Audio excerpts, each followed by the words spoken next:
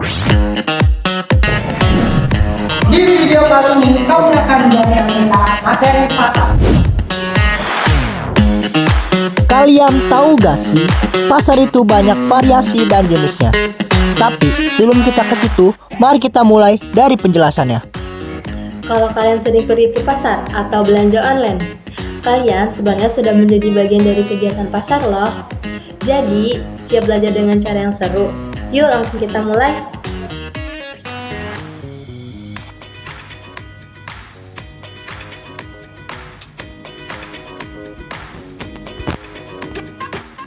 Oke, sebelumnya kita akan masuk dengan pengertian pasar. Sebelumnya, apa sih itu pasar? Pasar adalah tempat bertemunya penjual dan pembeli untuk melakukan jual beli barang atau jasa. Di pasar juga terjadi proses pertukaran barang dengan uang bertujuan untuk memenuhi kebutuhan dasar.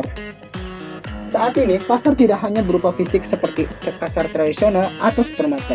Sekarang juga bisa melakukan transaksi online atau jual beli secara online. Contohnya ada di Tokopedia, di Shopee, bahkan di TikTok Shop, dan lain-lain banyak. Jadi, selama ada penjual dan pembeli dan transaksi, bisa disebut dengan pasar. Oke, kita lanjut ke materi selanjutnya. Sekarang kita masuk ke dalam peran pasar. Pasar punya beberapa peran penting. Yang pertama, menyalurkan barang dari produsen ke konsumen.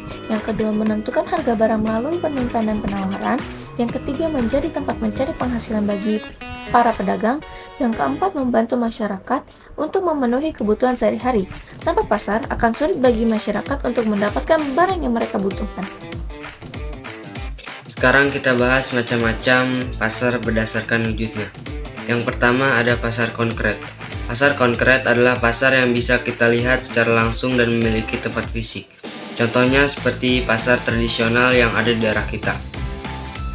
Seperti supermarket, mall, di sini penjual dan pembeli bertemu langsung. Yang kedua ada pasar abstrak. Pasar abstrak adalah pasar yang tidak memiliki tempat fisik secara langsung, tetapi tetap terjadi transaksi. Contohnya seperti pasar saham, pasar online seperti Shopee, Tokopedia, Lazada.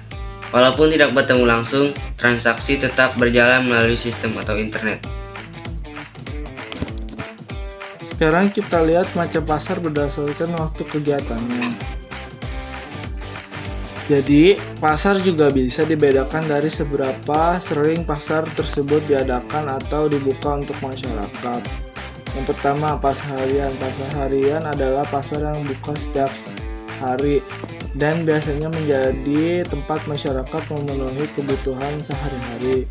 Contohnya adalah pasar tradisional dan supermarket, di mana orang bisa membeli sayur, buah, daging, dan berbagai kebutuhan rumah tangga lainnya. Kedua ada pasar mingguan. Pasar mingguan adalah pasar yang dibuka seminggu sekali pada hari tertentu. Biasanya pasar ini ada di beberapa daerah atau desa. Masyarakat sudah tahu hari khusus ketika pasar itu dibuka. Yang ketiga, pasar bulanan atau pasar tahunan. Pasar ini diadakan pada waktu tertentu saja, tidak setiap hari. Contohnya seperti bazar Ramadan, pasar malam, atau pasar yang diadakan saat acara khusus atau perayaan tertentu.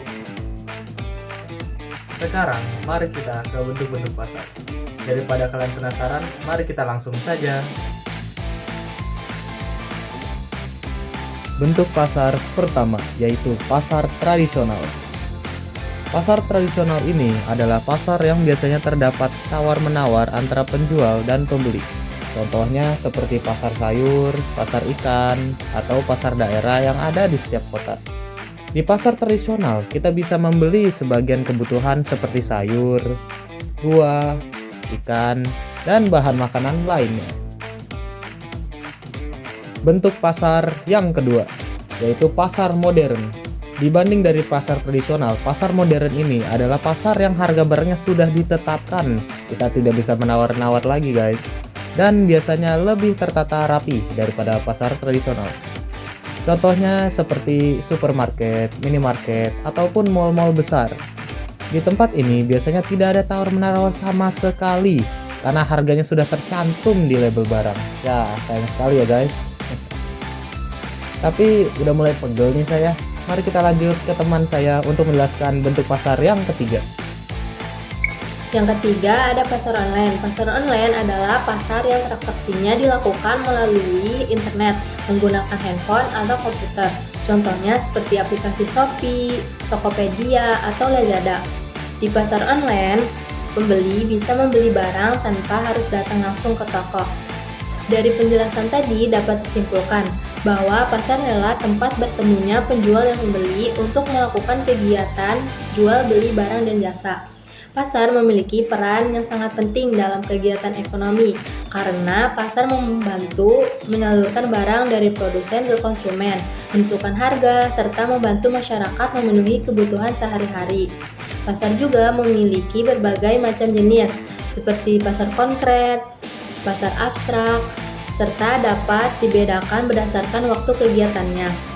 Selain itu, pasar juga memiliki beberapa bentuk, seperti pasar tradisional, pasar modern, dan pasar online.